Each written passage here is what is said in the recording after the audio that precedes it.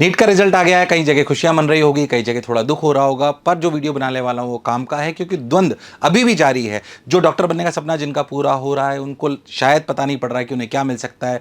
कई लोग border line पे होंगे तो उन्हें लग रहा है कि मिलेगा या नहीं मिलेगा। जिनकी रैंक पीछे आई है उन्हें लग रहा होगा कि शायद मैं क्या करूं, आगे मुझे क्या करना चाहिए। तो दोनों के लिए वीडियो लेके आया हूं, काम का होने वाला है। तो जिनका सिलेक्शन हो गया है उनके लिए भी काम का है, और जिनके सिलेक्शन होने की कम उम्मीद है उनको क्या करना है उसके लिए भी बात करने वाले हैं, है ना। तो कहानी बताता हूं मैं आपको। पहले अपन इस बात को समझें कि इस बार की जो एनटीएलएस जारी करी है उन्होंने आपको पूरी पूरी ऐसी डेटा एनालिसिस दी है कि 50,000 रैंक 502 नंबर पे आई है। ये पिछले साल से बहुत अलग क्राइटेरिया है। 5 लाख रैंक 281 पे आई है। इन्होंने ये भी बताया, ध्यान से देखो, 144 पे 200, 144 नंबर से 200 नंबर के बीच में 3 लाख बच्चे हैं। मतलब आप ध्यान से देखोगे तो आखिरी में बहुत सारे बच्चे आते हैं, बहुत सारे। तो जो पेपर टफ कह रहे थे ना, इसीलिए लोअर कट ऑफ जो गई हो, पिछली बार से बहुत डिफरेंस नहीं आया है।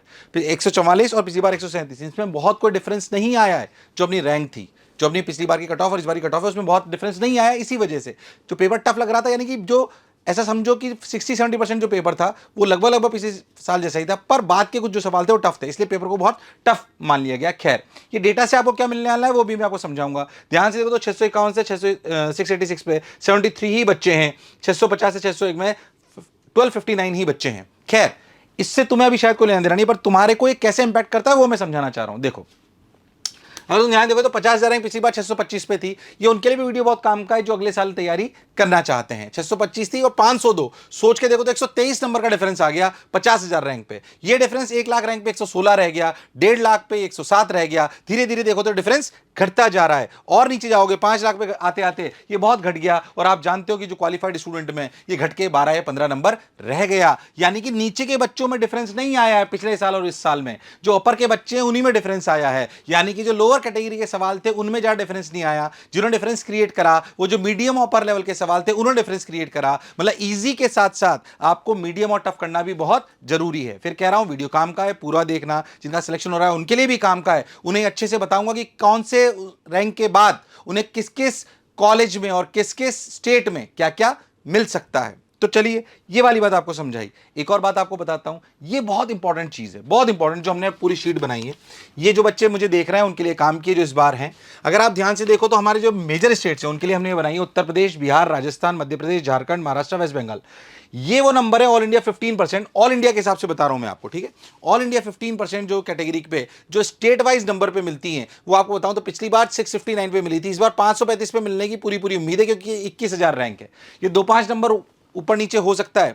तो 21,000 रैंक पे अपन ऐसे 15% कैटेगरी की बात अपन कर रहे हैं। ये ही उत्तर प्रदेश में जो 15% कैटेगरी, जो जनरल कैटेगरी से सीटें मिलती हैं, ऑल इंडिया रैंक जो आपकी जाती है वो 41,000 पे मिली थी। यानी कि 635 से घटकर इस बारी नंबर 510 आ गए हैं। मतलब उत्तर प्रदेश का अगर कोई बच्चा 41,000 अगर उस रैंक है तो उसे बहुत आसानी से जनरल कैटेगरी में मिलने के चांसेस। जनरल कैटेगरी यही रैंक उठकर ईडब्ल्यूएस में 43,500, ओबीसी में 42,000, एससी में 1,83,000 और 5,60,000 चली गई किसमें, एसटी में। All India rank, all India rank. तो आपको स्टेट वाइज इसका चाहो तो मैं थोड़ा सा साइड में हो जाता हूं, वीडियो का फोटो खींच सकते हो ताकि आपको याद रहे। ये एक टेंटेटिव लिस्ट बना दी गई है कि आपकी कैटेगरी के हिसाब से आपको पता पड़ेगा कि इस नंबर से ज्यादा या इस रैंक से ज्यादा अगर मेरी है तो मुझे मिलने के चांसेस कम हैं, तो मुझे आगे का निर्णय ले लेना चाहिए। ध्यान से देखो, अच्छे से सबको रैंक समझ में आ रही होगी अपनी अपनी कैटेगरी में, एससी, एसटी, ओबीसी, डब्ल्यूएस और जनरल। स्टेट वाइज ये मार्क्स थे 2024 के, 2025 के। हालांकि तुम्हें अभी सिर्फ रैंक से मतलब है।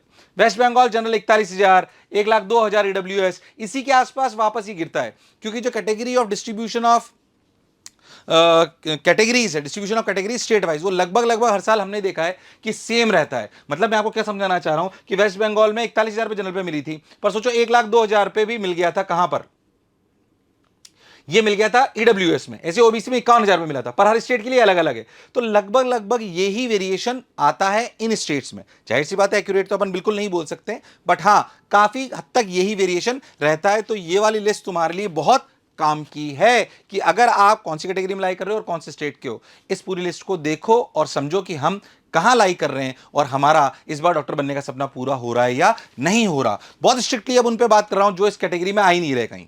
उन्हें क्या करना है ध्यान से समझो, मेरी व्यक्तिगत राय है ये।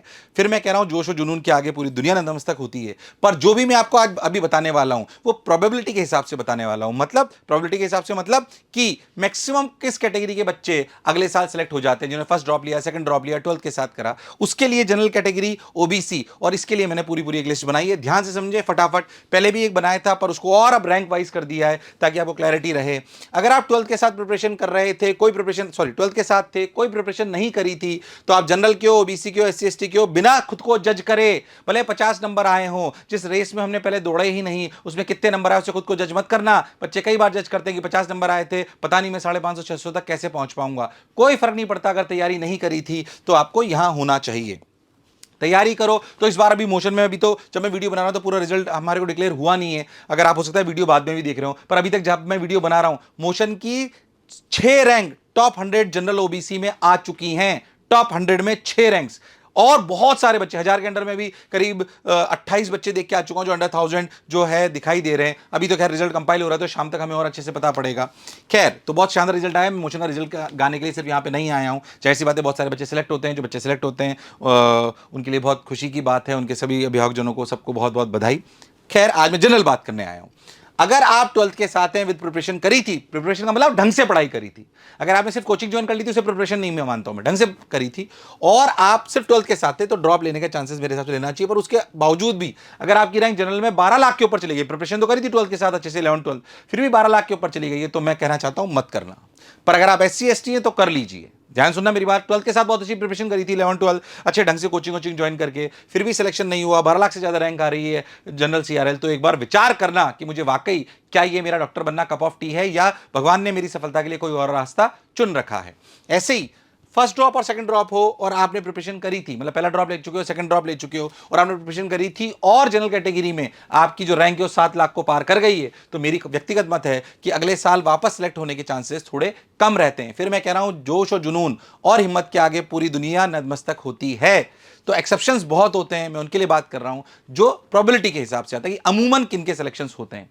ऐसे ही अगर आप एससी एसटी है और 10 लाख से ज्यादा आपकी रैंक है, अगर आप फर्स्ट और सेकंड ड्रॉप ले चुके हो तो आप इसे छोड़ दीजिए। अगर आप फर्स्ट सेकंड या तीसरे ड्रॉप से भी ज्यादा ले चुके हो और आपकी रैंक 4 लाख से ज्यादा है, तो मैं खुद रिकमेंड करूंगा कि आप ड्रॉप मत लीजिए। ऑलरेडी आप अपने 2-3 साल निकाल चुके हैं, अब आपको इसकी जरूरत नहीं है। अगर एससी एसटी से हैं तो 6 लाख से ज्यादा अगर आपकी रैंक है तो भी आप ड्रॉप लेने का प्रयास मत करिए।